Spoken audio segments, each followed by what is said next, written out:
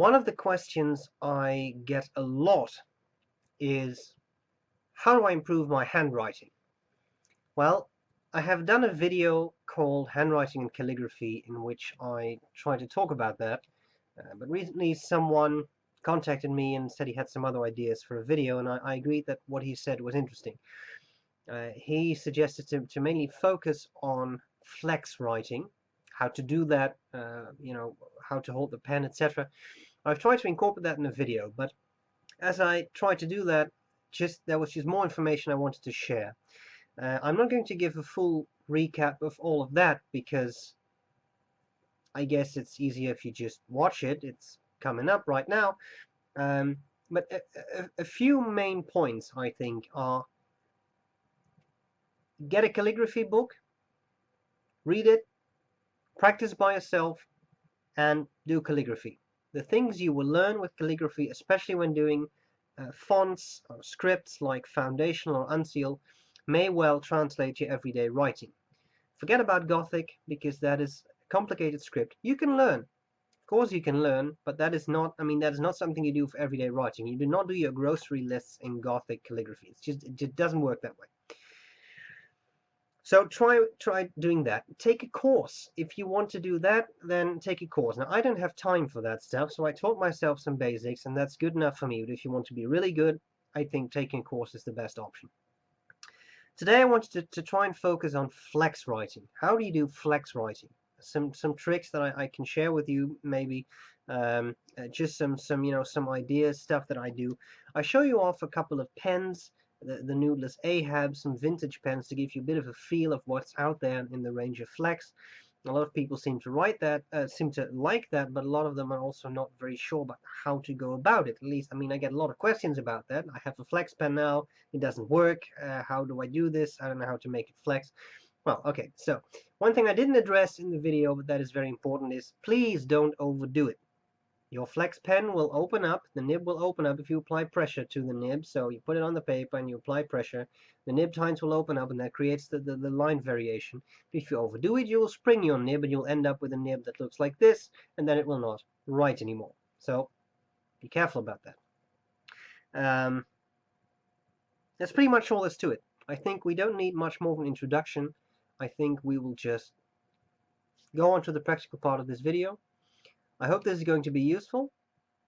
Have any questions or comments? You know where to leave them. And that's all there is to it. So I hope this is going to be useful, and I'll see you later. Bye-bye. Okay, so you've all seen me use fountain pens, and what I would usually do is write something like this. And what I'm using right now is a round fountain pen nib.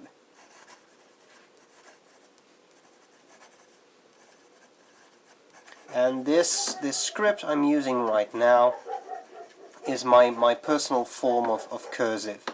And it's pretty much what I have learned in school, but I have made some additions since. And it's everyone's handwriting is personal. So there are things I do that other people do not. For example, this F. Officially, an F should be something like this. But I don't particularly like that, and I don't like this. With me, this always gets broad. Ideally, I suppose you would want to get that balanced. But for me, that's difficult, so I've just turned it into this. Strictly speaking, this F has now become an S. But I don't care, because this is my F, and that's the way I like an F to be. Now, this is a round fountain pen nib. It is in fact a broad nib, but it is Taiwanese. It's a little on the fine side. I could also use a Japanese fine. Now, the first thing you should ask yourself is, how big is my handwriting? I make my letters fairly large. It's just what I do. If your handwriting is this,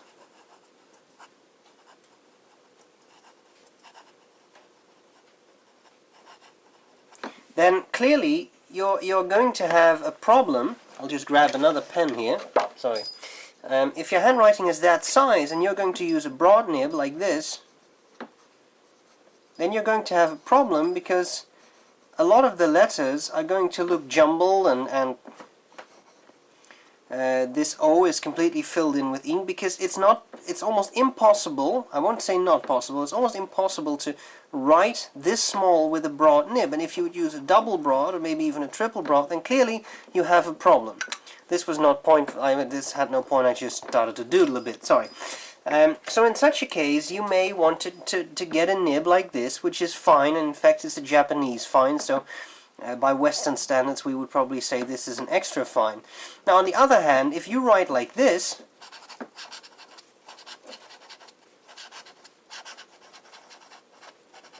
and you use an extra fine or a fine nib, then that's going to look a little odd. Whereas if you use a broad nib,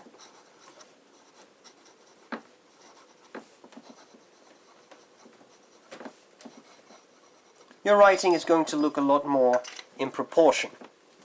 So proportionate. Okay, now what can you do to improve your handwriting? Well, the first thing is practice. Your handwriting is not going to improve just, magically.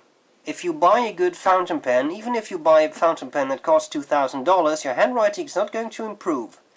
Your handwriting only improves because you practice. Now, a fountain pen may do some things that will help you in improving your handwriting, because most of them force you to write a little bit slower than you would with a ballpoint pen. Exert less pressure on the paper than you would with a ballpoint pen. That will aid in your handwriting, but you will not get nice handwriting by itself just by using a fountain pen. Okay, so what can you do? Well, one thing you could do is try to use an Italic nib. This is an Italic nib. I'm not sure how well you can see this, but the end of this is flat. It's cut at a flat angle. So if I were to take my regular round nib again, which I had here just now, you saw that right there, all of the lines have the same width, or approximately the same width. With an Italic nib, things are a bit different. You see that? The downstrokes are very broad, and the side strokes, the horizontal strokes, are much narrower, giving you a natural line variation. You could also get this with a flex nib. I'll come back to those in a second. Now, one of the things that an Italic nib offers, and this is a broad Italic nib, is it makes you think about how to align the pen, because if you don't do that well, you hear that scratch? Now nothing is happening, and I'm exaggerating a bit now. Whereas if you align the nib correctly, the pen will write. You'll get a natural line variation that a lot of people like, and the reason they like it is that it looks a little bit calligraphy-esque. And in principle, I mean, with a nib like this, it's not that different from something you would use for calligraphy.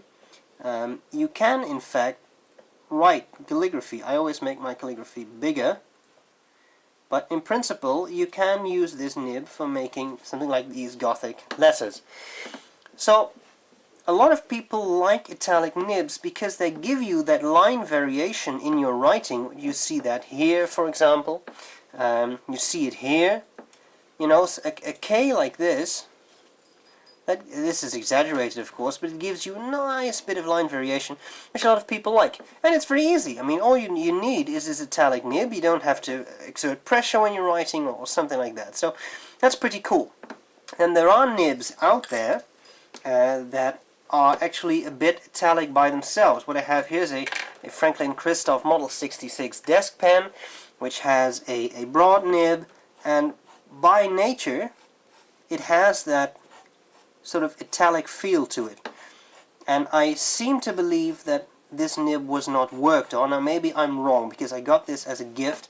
Maybe this was italicized a little bit. But in any case, a nib like that, I mean, there are nibs out there. This Delta Dolce Vita has that same thing a little bit. And if you were to write with that,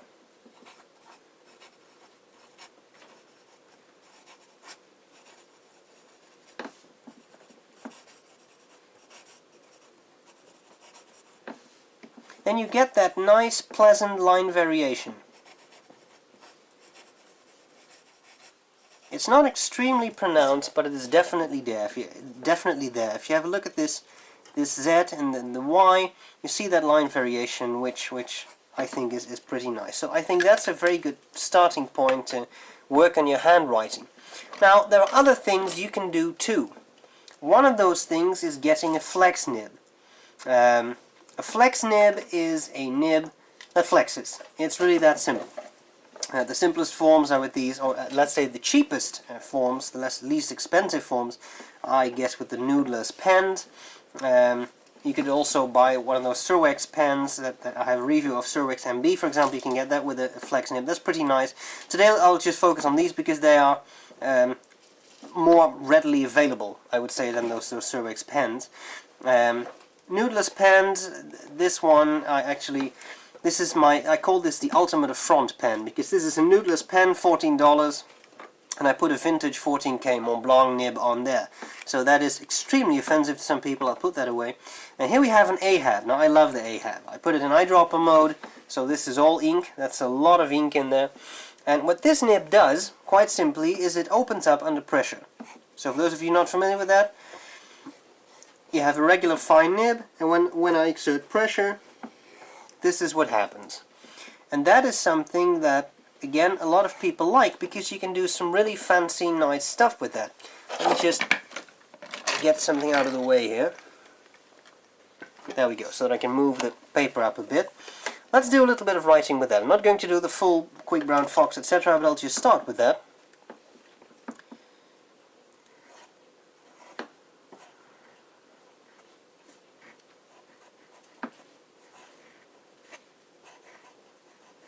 This is sort of a mixed form of flex and non-flex writing. You don't see a lot of difference in normal writing. Now when I take that to the max, what I want to do is I want to exert pressure on the downstrokes. And something you may see is I am rotating the nib a little bit. Usually I would write like this. But now I rotate the nib a little bit. Why? Because look what happens. The nib tines open up under pressure. But when I write normally, the nib tines will open up, but I want to make sure they sort of align with the direction I'm drawing this line into. So I always rotate that a bit. If you get a dip nib that is made for copperplate calligraphy, they're often offset at an angle, like that. Depends on whether you're left or right-handed. And that allows you to do this without having to hold the pen like this, but actually hold it the way you usually would. Okay, now let's take this to a somewhat excessive degree. Exert pressure on the downstroke, no pressure on the upstroke. Pressure on the downstroke and no pressure on the upstroke. And that way, just keep doing that. Make sure you use very little pressure when you move up. That way you can get a dramatic effect. That's a lot of fun, and that resembles copperplate just a bit. Now all you calligraphy purists out there, you're going to kill me. That's fine. I mean, it's not killing me, but the fact that you want to kill me, this is not copperplate. I know it's not copperplate. I'm not saying it's copperplate. All I'm saying is we're using one of the principles of copperplate, which is very simply exert pressure when you go down, exert no pressure when you go up. Now real true copperplate is a very complicated script. I've never been able to master that. You write your letters at a 40-degree angle. This is the closest I can get to true copperplate. I really cannot do that. I'm you know, give me Gothic any day of the week, but this I cannot do. So just by doing this, make sure you use a nice tilt. Official copperplate is about 40 degrees tilt in the letters. That's quite steep. Here we go. So you just have fun with that. I mean, this adds tremendously to your handwriting. Even if it's not full copperplate, I think this gives a lot of character and a lot of expression. And what you need is a $20 pen, that's all. And just remember to do this, go slow. You cannot write this way and this speed. I mean, that's not going to work. You're going to take a long time to write, but the result is probably something you like. Now, something I'd like to show you. I always have a couple of sheets under my paper to prevent excessive bleed through, especially when I use extreme flexing. So this is an AHAB. Now what I want to show you is that an AHAB is a very nice pen. I'm not kidding. I love the Ahab. It takes quite a bit of pressure to fully open up. Should you wonder, this ink is an Ackerman ink, which I absolutely love. Trèves turquoise. Get it? I love it. So that's what you get. You need some pressure to open up the tines. Now, if you were to invest in a flex pen, an original vintage flex pen, I've got two here that I want to share with you just to show you the difference. What I have first is a Montblanc 344. Now the 300 number indicates that this was the lowest tier of Montblanc pens. You had the 100 range, at the 200 range, and the 300 range. Now you know this range because it's still out there, the 144, 146, 149, the Meisterstück range. This was the lowest tier of pens, so the cheapest pens Montblanc used to make, and this is one of them, the 344.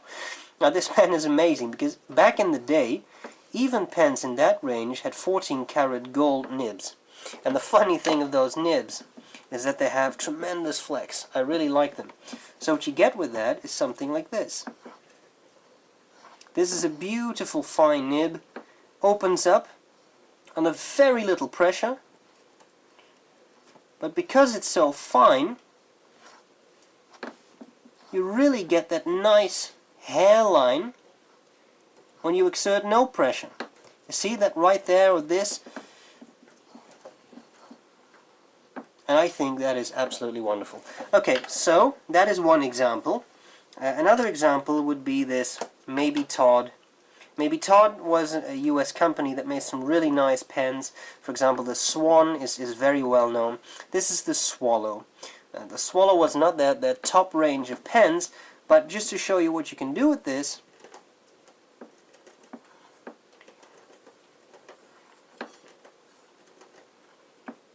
you get this absolutely wonderful flex.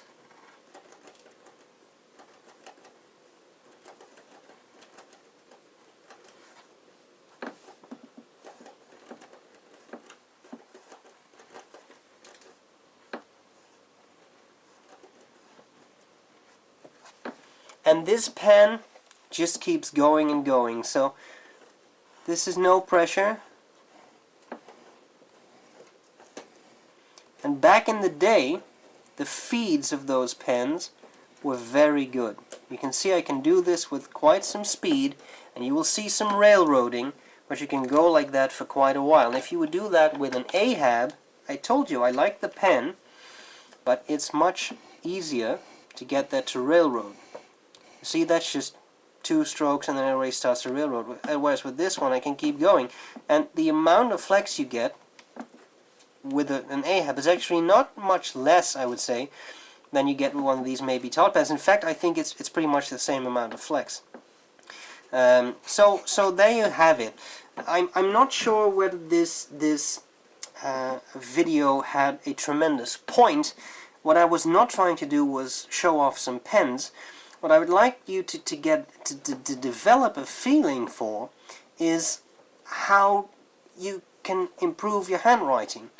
Getting a nice pen will definitely help, and you can do some really fancy stuff with it, but in the end, it's all about you. What you are willing to do, the time you are willing to invest, and in all honesty, when you start to improve your handwriting, I think the best thing to do is sit down like this. And you keep going until you like the A you've written.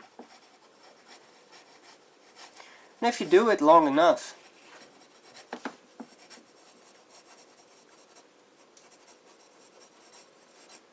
I deteriorate there, but that's because I have to reach around the tripod leg. But I mean, doing stuff like this,